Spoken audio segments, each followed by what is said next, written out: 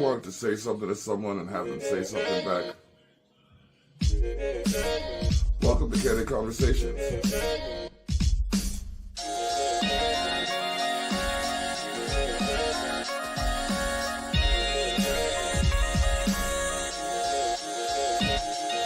Let's chat.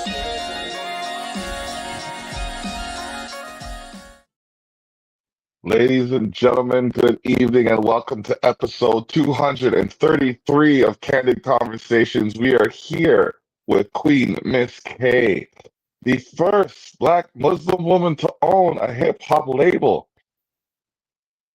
It's called Neo Gold Records and Neo Gold Entertainment. But I'm not sure you guys understand the magnitude of this. So let us get the herstory from the Queen herself. Good evening, everyone. I'm glad to be here. Thank you. It's been an honor. I am the owner and founder of Neo Gold Entertainments, which is also known as Neo Gold Records. Um, yeah, I guess it's been recorded, researched, and fact checked that, yeah, I am the first Black Muslim in the world, actually, the world, not Oh, the wow. nation, the world. That's kind of huge. The whole wide world. The Yeah, world that is big. Yeah. world is really big. To own and operate a record label, number one, that's a number one. And then number two, which is a number one also, um, in the genre of hip hop. Okay. So I gotta know, what made you want to start this ascension to hip hop greatness or greatness in general? Repeat the question, please. What made you want to start a record label and ascend to this level of greatness? Well, actually, I didn't want to do it. It's just something that happened to just be done. And so the story goes is that it began with my son. He had an interest to do rap and things like that. And he began to indulge in that, and then I seen he was actually going somewhere with it. And when I seen the potential in him, I decided personally to take a journey with him. I i didn't want to release him to the wolves out there, if you will. Hmm. um yeah, so I actually quit my job. I was working a regular job, being a normal, regular citizen, just happy to go to work and, get a paycheck and love life. Yeah. Yeah. Hmm. But I quit my job because my son is real serious about this. He wants to enter this industry, and me knowing how the industry is. I don't know what happened here. Me knowing how the industry is, um, We can still hear you. I just said I'm going to go along with him. And so that's how that began. And so a mentor of mine actually said, why don't you just start your own label? And so that's just what I did. I went and got Okay. all the paperwork together, researched names, this, that, and the other, got a LLC, the label, put that together, get the pop copyrights, the publishing, the Hmm. distribution, like everything that goes along with it. Like, yeah. Hmm. The full hundred, as they say. All right. That is awesome. It is, and like to to know that someone can set a goal and achieve it, especially such a complicated goal, is so inspirational. So, what would you say was the most difficult part of putting this all together? It was actually very easy. Okay. It Uh, was actually very easy. I maybe if there was some difficulty or challenge, it would be just getting the revenue, to push forward, which is a thing. Another goal that I have is to perhaps collaborate with a major label for the purpose of branding and marketing. Other than that, I pretty much got it together here. okay, okay. Well, it just so happens that recently I started working with a major label. So we'll keep our conversation open. We'll keep our conversation open, but we'll talk about it after the show. Um, yeah, it is. It's interesting what happens when people work together, especially when they have a common goal. So, I'm always open to shining a light wherever possible. That's the thing that I love to do. I feel to believe that if we as the Hmm. people, would come together and do more of that unity thing in the community here in regards to this industry, we can be far more advanced. We can have more control of the culture that we actually built and Hmm. designed and carried on our back for decades, Hmm. Hmm. decades. Very true. The often emulated, most replicated, highest revenue grossing industry that we're only getting a percentage of, and a fraction of a percentage of that. But you know what? Well, people like us can actually make that change by giving the information to the people who need it. So let's keep building. Let's keep building. This is episode 223. No, sorry, 233 of Candid Conversations. We're here with Queen Miss K, the first ever owner of a record label as a Muslim black woman. That's a tall order. That's like to be. I'll say it how I experience it. To be black is a challenge in itself. To be a black Muslim is an even bigger challenge itself. I don't know what's more challenging, being a black Muslim or a black Rastafari, but we can talk about that later. We can talk about that because they both have their challenges in different ways, and they both Mhm. have their similarities in their beliefs. So I think we can talk about that in a minute. But but on top of being black and Muslim, you're a woman. And I don't know any gender that's experienced more trials and tribulations than the female gender. So, what is your mantra for maintaining your movement? Number one, throughout anything, gotta keep God first. That's Hundred. number one.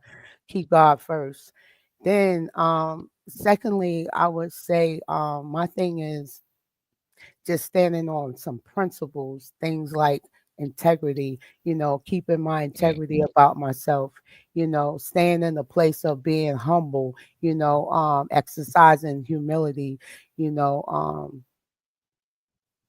and there's not enough of that. I understand the world of entertainment and things need to be done, but for me personally, I'd rather exercise some humility. Um, Here we are in the year 2025 and talking about this conversation in regards to my discovery. But the truth be told is that like I've been around since 2016 in regards to ownership of this label, right? Okay. And so we were talking about humility and things like that. I tend to not, I don't want to get to a place where I am bigger than, act as bigger than life itself. That's a Because very good point. Okay, we're gonna have to go to a commercial break quick, but I want to come back on to that point. All right, so we're talking about humility, and you're going to make a point there that I think is very important because a lot of skilled people don't entirely have the character they need to support their skill beyond where they are. Interesting that you say that, because here's a fact. Hmm. Since you're speaking about skills, Hmm. um, people who have skills, skillmans, they didn't get their skills overnight. Mm. Nope. They didn't. Nope. I have a mantra. I have a mantra that says to be the best, you must first know the basics. Because you can't get any further than the basics if you can't get any further than the basics if you don't know them. You know what I mean? You can learn any. It was like for me, I knew how to spell complicated words, but I didn't know how to spell some of the root words that made those words complicated, kind of thing, growing up. But then I learned, like, it's as important to know how to spell sure without an H as it is to spell ambidextrous properly. So, yes, yes, it sounds like it has an H in it. My daughter's looking at me hard right now, off camera. I mean, it goes with anything with learning, and that's okay because there's different styles and forms of learning. You have some people who are audio, some people who are visual, and then you have a collective of the two combined together, audio and visual. Some people grasp a hold to things that tend to be like really complicated, or if you will complex. Whereas on the flip side of that, you have people who can take things that is complicated and complex is really that, and it may appear simple to the opposite. So it's just different styles and ways of learning. Mhm. um yeah, and I think just being patient enough to involve myself with people, to learn the character of who I am dealing with helps. Okay.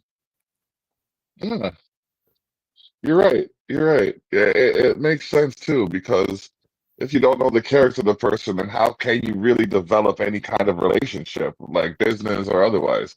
So it's important to get a good understanding of that. So yeah, we were talking about integrity, humility, being just transparent, being open. These things are important to me, being honest. Hmm. So like I just not for the shenanigans and all the buffoonery that goes on in this industry. Hmm. So I that's why I went on forward with this, and I make my own rules and we go by my own terms over here, and Beautiful. something else that sets me apart outwardly is that, I have an initiative that I stand on, which is mental health, mental wellness, Oh, things like that is say very it again, important. sister.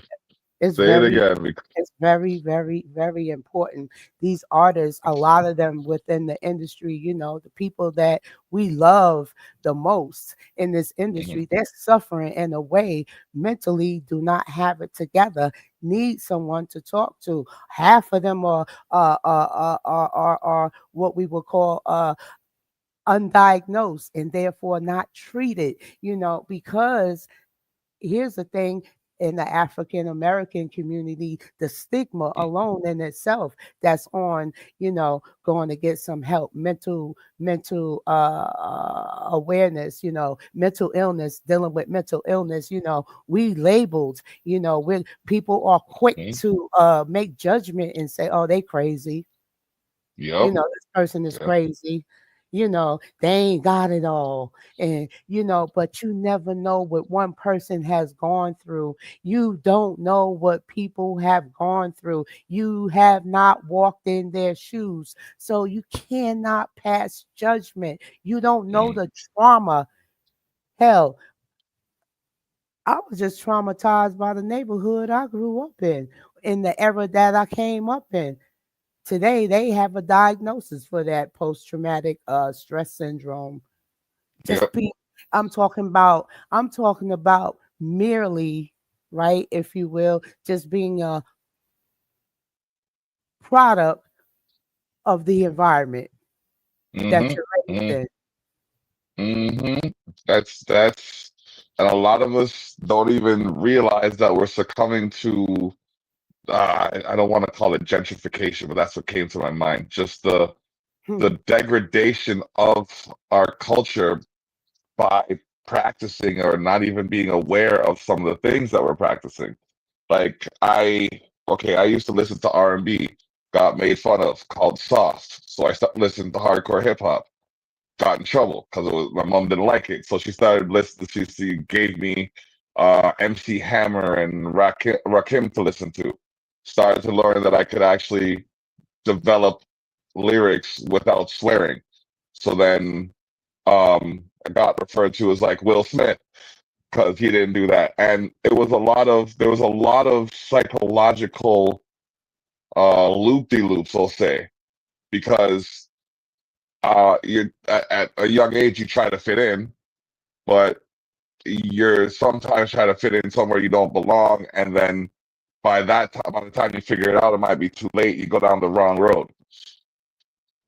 Um, I it takes a strong mind to overcome some of these complications that the youth are experiencing, that people, not even just the youth, people are experiencing. And I think if we start by supporting our youth and listening to our youth more, that will start to spark the movement that's required. But at the same time, the youth need to respect their elders more and learn from them according to what they've experienced. So where do you start in something so cyclical?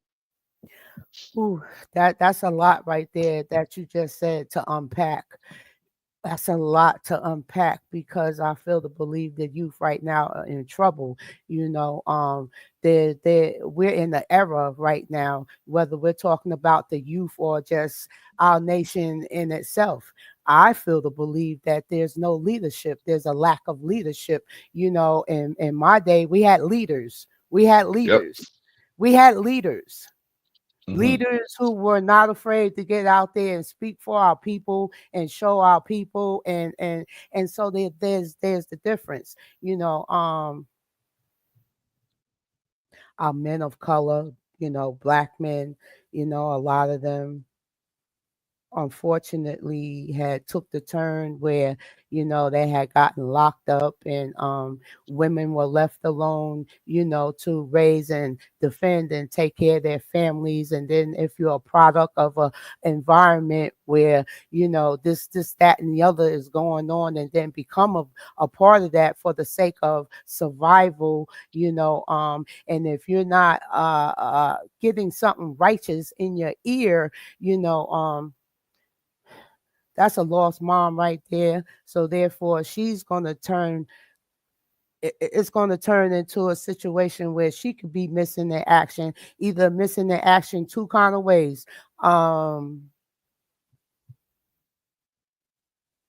Either get caught up in the lifestyle and do this, that, and the other, and join the man where he at. Or the other flip side of that is that I'm trying and I'm doing the best I can, but because it's me, and you know, and things are, and you have to protect your children and this and that and the other, you know, and I'm trying to hold down two jobs at the same time, trying to go to school at the same time, and therefore, if I'm doing two jobs and going to school, like, realistically, where do I really have the time to spend with my children? And that's we're gonna put a pause in and come back to because that's something that needs to make people think for a minute. Episode 233, Candid Conversations. We're here with Queen Miss K. All right. So that being said, what do the young mothers or young fathers do when they have to work two jobs and go to school, and juggle all of this stuff? How do they aspire to their ambitions if they don't even have time to do the everyday, day-to-day stuff? You have to build community. You have to get involved and build community. Get involved in your community and be of service to your community so your community can service you back and be a good steward. A good Hmm. steward. You have to like it's not like a thing that it can't be done because history always repeats itself, right? And I'm talking about again, I came from a place in an era and time where the neighborhood watched us. If your parents was at work, your next door neighbor, your cross the street neighbor, upstairs, downstairs, whatever the case may be, everybody know you. Everybody know your parents, and and, Hmm. and, and parents gave parents, other parents, permission to tap that booty if you get out of line. So the neighbor gave you a little whooping. You understand me? And when you I, get I home, you know I'm gonna tell your mama. All right, mentioned another one. and then you get ready to get another one, right? And then if you just blessed and fortunate enough to be in a two-parent household, well, damn, that's a third whooping because mama gonna give you some and dad gonna give you some. Damn. So yeah, the Yeah. neighborhood, Yep. the Yep. community. I'd like to believe I still live in that kind of community. It took me about 12 years to cultivate it, but like there's people in the neighborhood who know who I am. There's people who know like my daughter belongs to me. I know on the front line of the house where we live, the complex we live in, last week, after about 15 years of living here, we finally got somebody from every unit in the front line out front, like just talking and mixing and mingling with each other. So it's possible. Everything you're saying is very possible. I'm living it right now where I know I can say, okay, my daughter's at home, keep an eye on my house kind of thing. Or I saw your son down the street and you might want to ask him what he was doing kind of thing. So it's just, Let me tell it's you just something. a, go ahead. I'm sorry. No, no. It's not it's not a fake thing when you see a movie and and you see other nationalities of people move into a neighborhood and go next door and introduce themselves, and then their neighbor may perhaps come out with a pie as a welcoming. Like that's not a thing that's made up. No, that's real because people That's actually real. did that. People actually did that. I don't Hmm. care where I live at. I'm going next door and introduce myself. I want to know who my neighbors are. Yep. Hello. Hello, how are you? My name is Kalila. What's your name? Nice to meet you. We just moved in over here. Yeah, and I have so and so children and blase blase, and then they're going to converse and yeah. Oh, well, Yeah. do you like to drink tea? You know, things Yep. like that. Yep, yep. Let's sit down and have a coffee in the morning, kind of thing, you know. And I'm not gonna go out of my like if I see that you're not really down with the movement, I'm not gonna go out of my way to kind of to nice you up. But I'm gonna keep it 1-2. Like we have some neighbors, like the one neighbor that doesn't really come out too often because they have young kids and they're watching them. But then they came out too, and they were like, "Oh, we're sorry for being such bad neighbors." We're like, "No, you're not being bad neighbors. You're just taking care of your kids.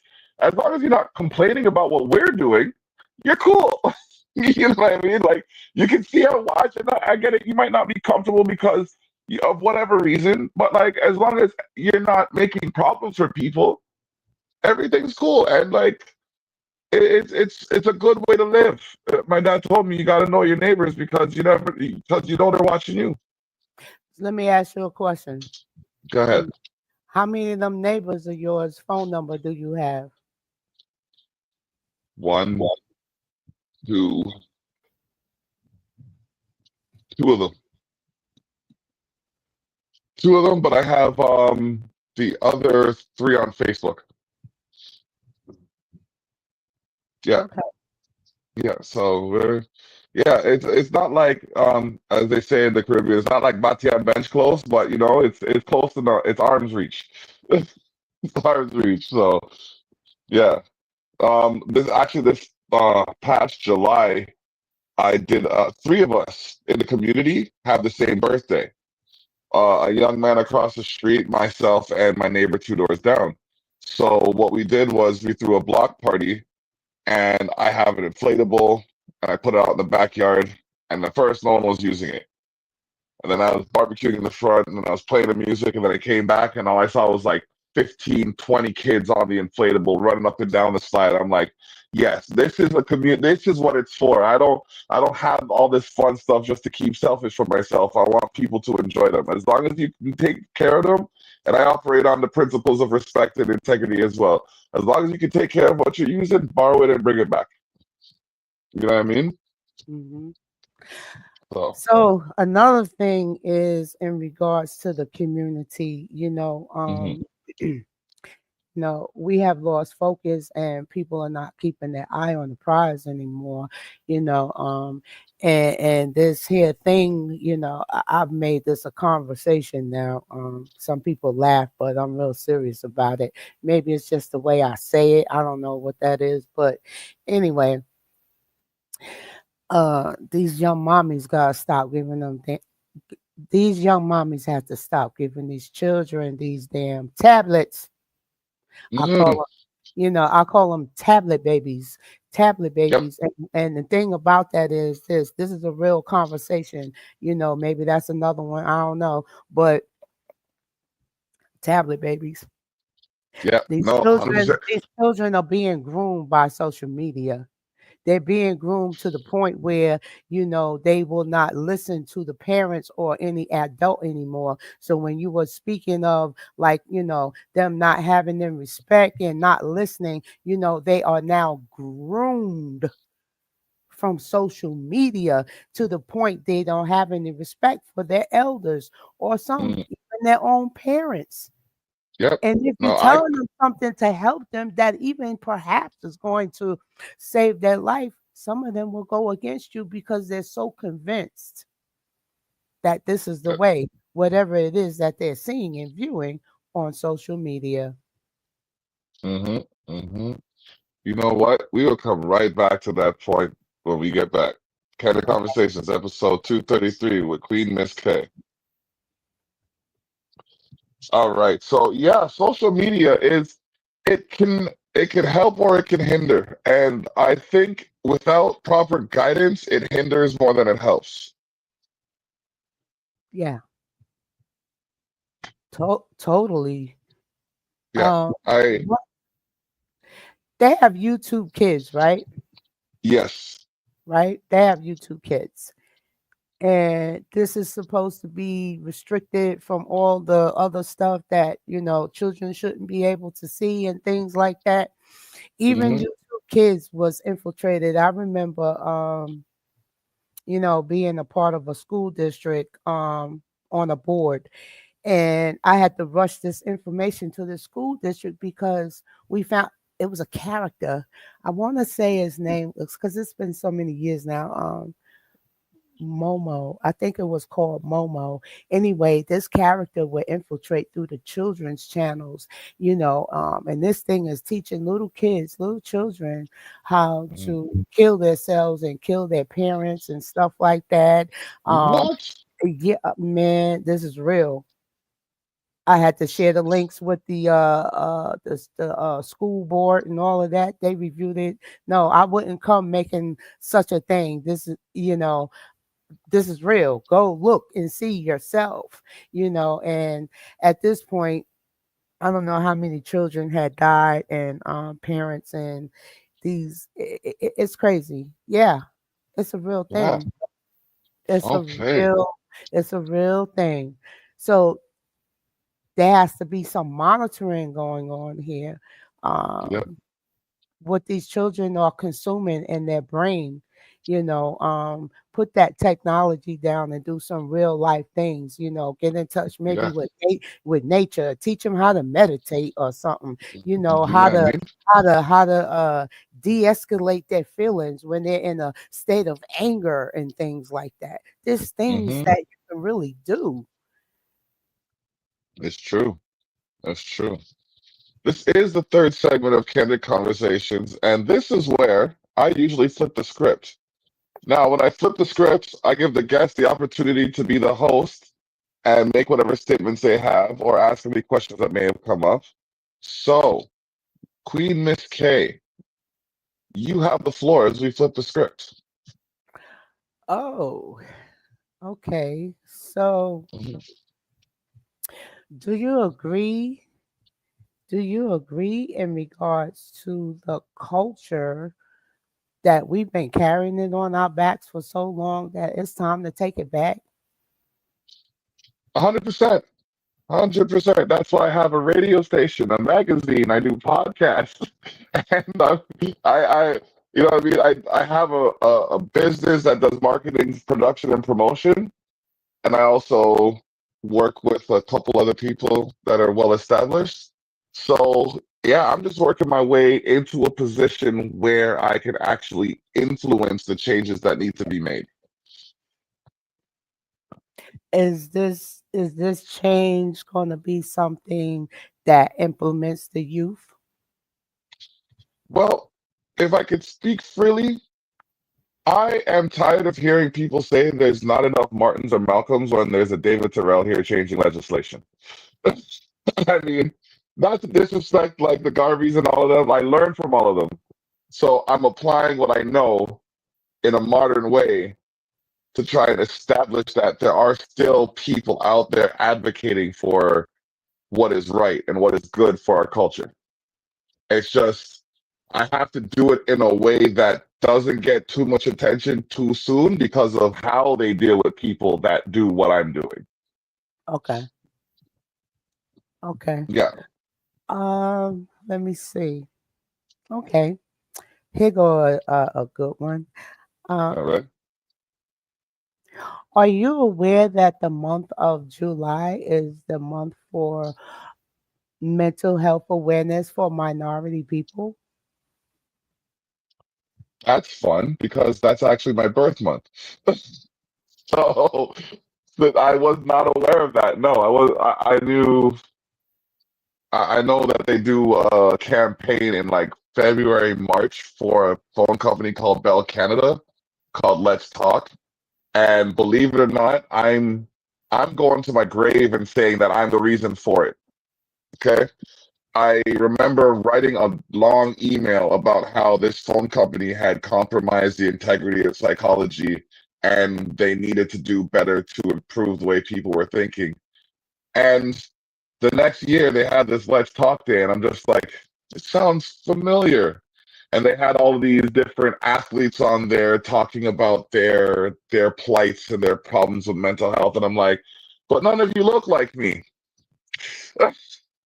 So Hmm. like you're gonna take my idea and not none of them look like me, not even one of them. So then they eventually started looking a little bit more like me, and then I just find it funny because like mental health is so important to understand, but so few people do.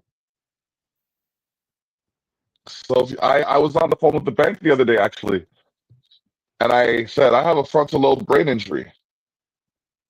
Are you do you have any idea what that means? And he's like, I don't get what that's supposed to mean. I said, that's where the problem is. You have absolutely no idea what my problem is, but you're gonna dictate to me what you think I should do and how you think I should do it, even though you don't know if I'm able to do it the way you say it. Hmm. That's not good. That's not good. So I called the Financial Consumer Agency of Canada and told them that all banks need a mental health agenda. And I'm giving them 6 months before I call them back. That's Okay. me. That's where I'm at. I give them the time. They're like, oh, you want to write it down? I said, if I write down an email and send it into you, I want his job. I'm taking his job if I write you an email. They're like, oh, it's like that. I said, yeah, that's exactly what it's like. Because I'm telling you, when I put it in paper, things change. Things change, and it scared me how quickly things change when I put it on paper. The pen and pad has always been treacherous. if you know how Mhm, to use it.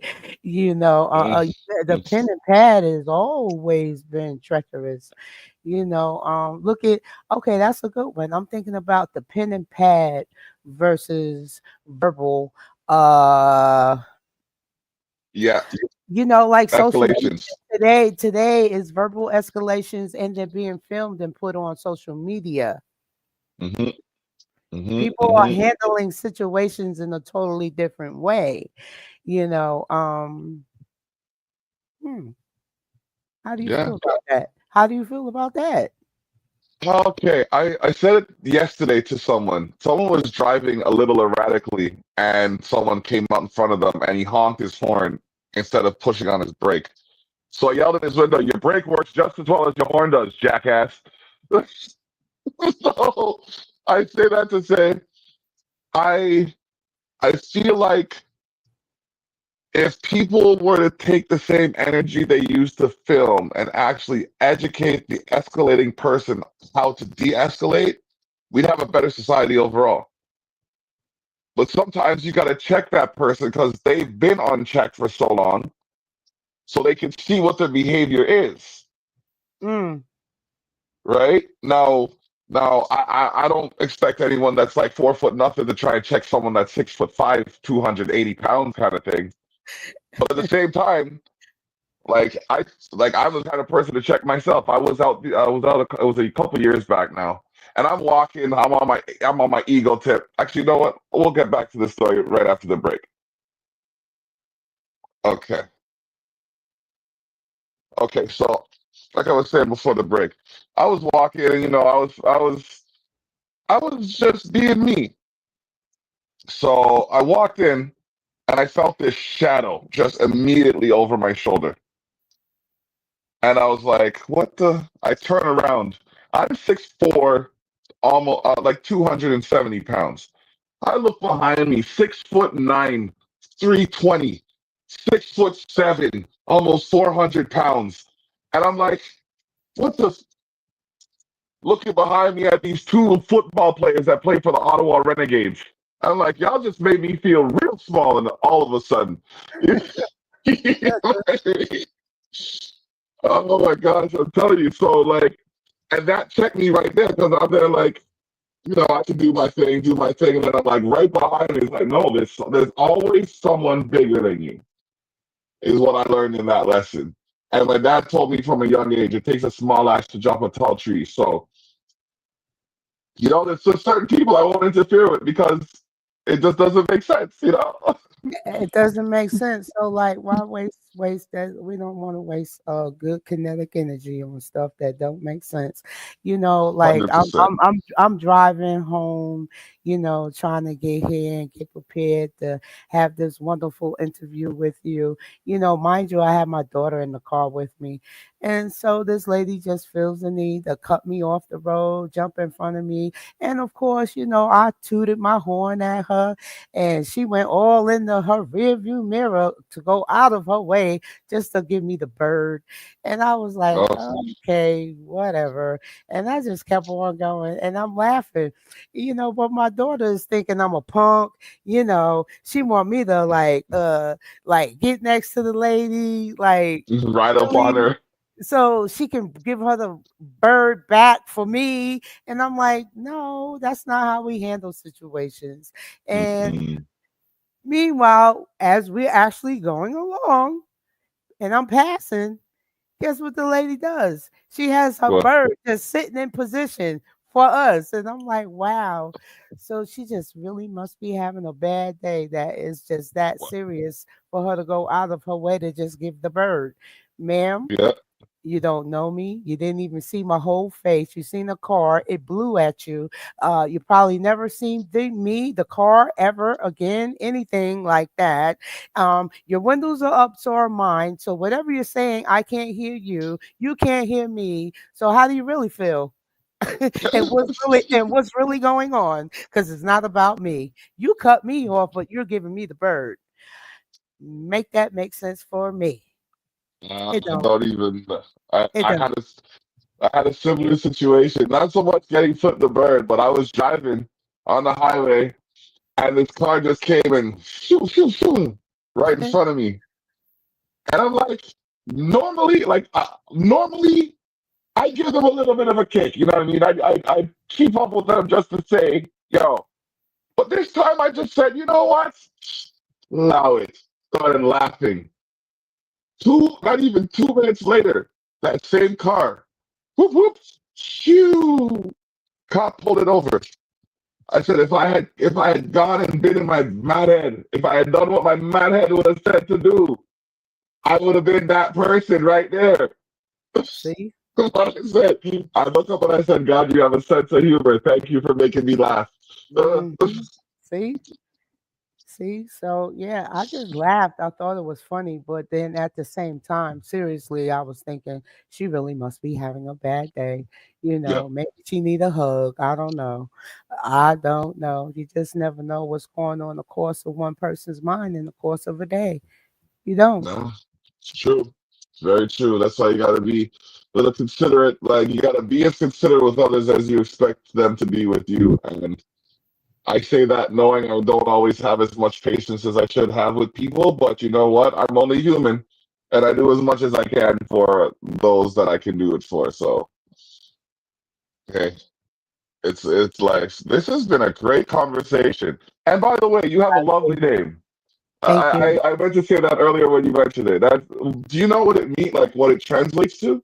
So translation wise is like meaning like a best friend, but not just a best friend, the best friend to God, to Allah. So yeah, that's real Uh, serious right there. oh, Mhm. that's next level. That's my That's homie. next. That's my homie. Yep, yep, yep, yep. All right, that's what's up. That's what's up. I appreciate that. All right, before we go, is there anyone you want to shout out, say thank you to, or extend the appreciation for? Oh, absolutely. I want to uh show some love to my best friends, my companions, and um Neo Gold Entertainment, artist AJ Shaka, George Mendoza, and the team. Of course, my publicist, she's the best, MJ. And I would like to also shout out the Monopoly family as well as Heritage Hip Hop. Yeah. Mm, And to the Islamic okay. community. Assalamu alaikum. Yeah, I had to do that one for us. Of course, of course, of course. No, man, I love when people come on and they're just unforgivably them because that's what we're here for. We're here to give you your roses because you're doing something great in the community. You know what I mean? And you're making moves, and you're helping. You're doing you, and you're being great at it. So I want to thank you again for coming on to the show Thank and you so sharing much. your story with me. Thank you so much Um, for having me. no problem. And like I said again, I'm gonna put that Neo Gold release into Culture Shock magazine. You should expect to see that magazine the end of the month released. And yeah, I will make sure I get MJ a copy so she can send it to you. Thank you so A much. link so she can send it to you. Also to my special group of people, they know who they are. Yeah, I just had to give them that love right there. All right, all right. That Oh, is but what's up. All right. Episode 233 of Candid Conversations has been brought to you in part by Expose the North. We go there and beyond. Culture Shock, we are the product. Culture Shock Magazine, the zine for those unseen in the scene, and Culture Shock Radio. You're in the mix, come get your fix. Be sure to check out the Village Global Network. Download the app, get the application, the VGN app, and make sure you look up Neo Gold Records and Neo Gold Entertainment. Brought to you by Queen Miss K. Bless up. We're out.